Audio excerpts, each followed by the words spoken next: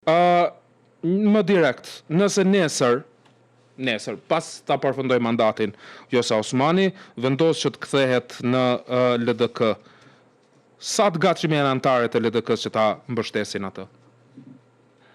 Po flasim për terrenin gjithmonë, nuk po flasim për kryesinë qendrore të partisë.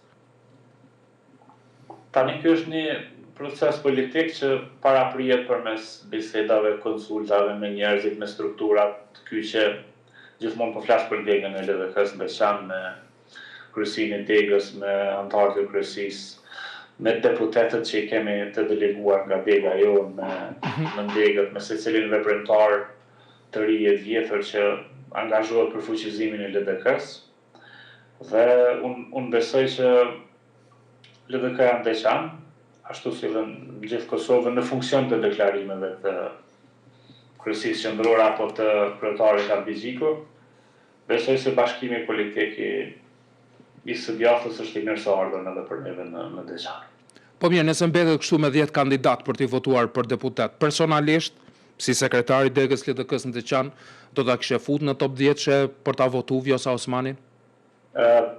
Tani kjo është një situatë hipotetike, ende e pandodhur, sidoqoftë në funksion pajtimit madh edhe të ndryshimit në realiteti politik të dhëmshëm për momentin që është në Kosovë, domethënë të një politike totalisht të papërgjegjshme, dhe në funksion të rikthimit të një qeverisje normale, të cilën më së miri e promovon dhe përfaqëson LDK-ja, gjithsesi se do të kalonim secilin, si më thonë, mendim ndryshe që kemi pasur në të kaluamën, por sa i përket votës personale, mbetet më pa tutje se si do të zhvillohet ky proces. Por gjithmonë në funksion të bashkimit të djathtës e njerëzve që kanë kontribuar në një moment për LDK-n e përmes LDK-s për Kosovën.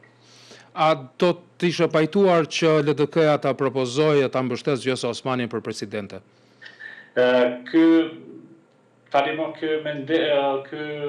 proces pothuajse është te kaluar, jemi në një moment tjetër. Po mirë, nëse vinë zgjedhjet prap do të kemi zgjedhje për president, domethënë takimet për zgjedhje të presidentit, a do të ishe pajtuar?